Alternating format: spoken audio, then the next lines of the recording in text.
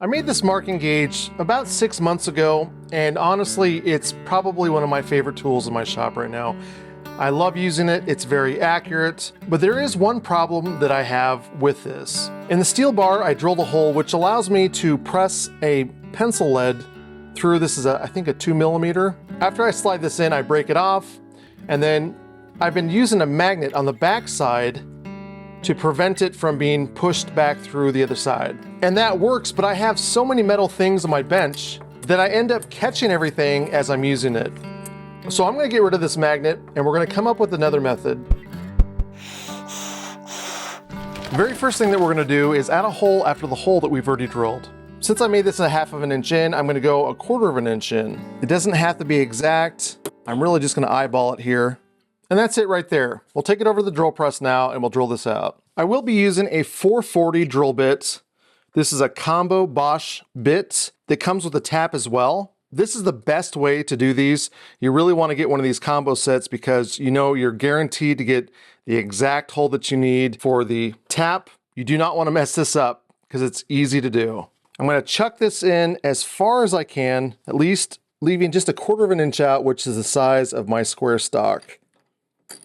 This will make sure that the bit won't wander, it won't bend, it won't break. It just gives it a lot more stability to the bit. I'm going to clamp this down because after we drill this out, we do not want it to move around. We want it to be in the right space so that we can use our tap. So you want to make sure that you give yourself enough space between your bits and your stock that you can take the drill bit out and put the tap in. My clamp put on, and then I'm going to check to make sure it's lined up, and of course it's not. That looks pretty good right there, so I'll make sure it's clamped down a little bit more. Use a little bit of cutting oil.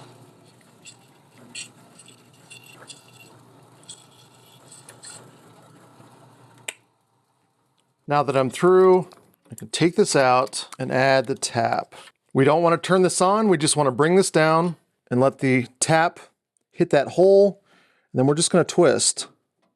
We're going to go a little bit in until it catches, and then bring it back a little bit, and then a little bit in until it catches, and bring it back out. I'm just pushing down on the handle just a little bit. Bring it in, break the chips by going backwards, and then doing it again. We're only going a slight turn each time. You could go all the way down like that if you want, but I think it's easier to take this to the bench, clamp it up, and then keep twisting. So I'll take this out, and hopefully it sticks, and we're good to go.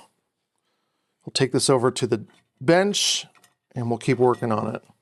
Back at the bench, I've got my Goner's vise. I'm going to clamp this in, but I'm going to choke up all the way up to the threads. Again, so I'm not putting a lot of stress along a greater surface, which will hopefully keep it from breaking. I've got it clamped in, and now we're going to be really careful. We just go a little bit at a time. We go forward, backwards, forwards, breaking those chips each time. This is an incredibly tiny bit, so we're going to really be careful with this. Of course, it's going to take me a long time, so I'll just speed it up from this point on.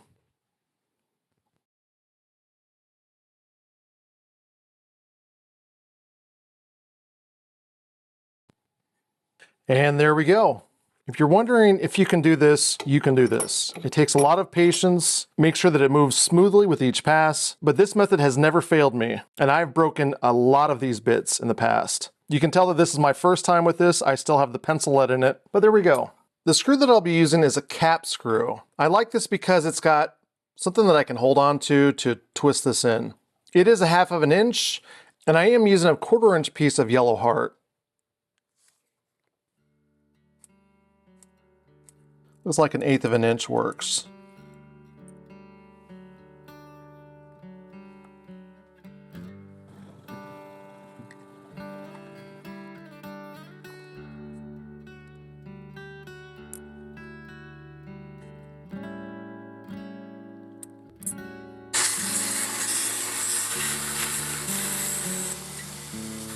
I'll go ahead and add this now.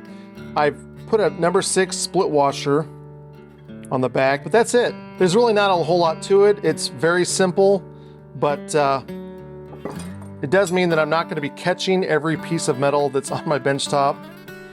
But there we go. Thank you so much for watching, and leave a comment below and let me know what you think.